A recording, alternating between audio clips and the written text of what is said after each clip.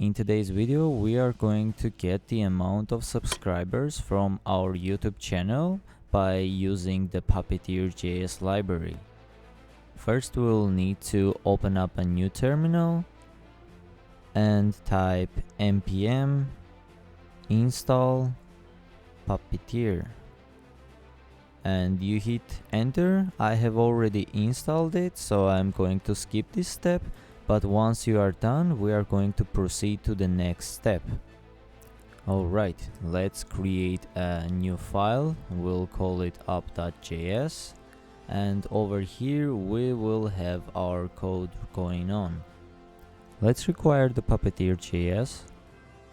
And we will also definitely need to create an async function to be able to use the await keyword, which will make our job much easier.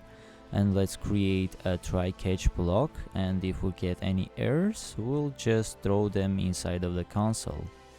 To initialize our Puppeteer, we will use its method launch, which accepts an object of parameters, and it will be headless false for us because we want to see everything that is going on.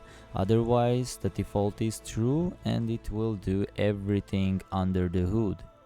Once it launches, we want to create a new page and we want to close the browser at the end. We are all set up and we can tell our browser to go to any particular URL, and I will just copy up the URL of the channel.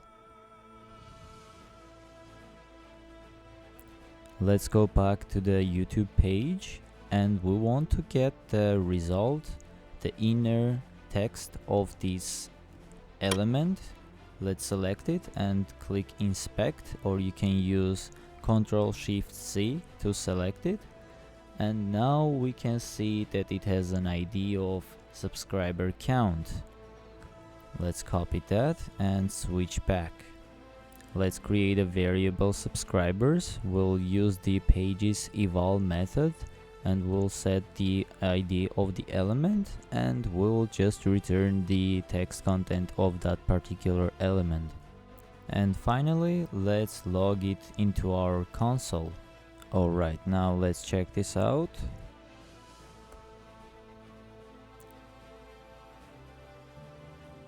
Once the page finishes loading, it prints out 24 subscribers. We can go even a step further and replace the word subscribers by nothing, so we get printed out exactly what we need to see. 24 in our case.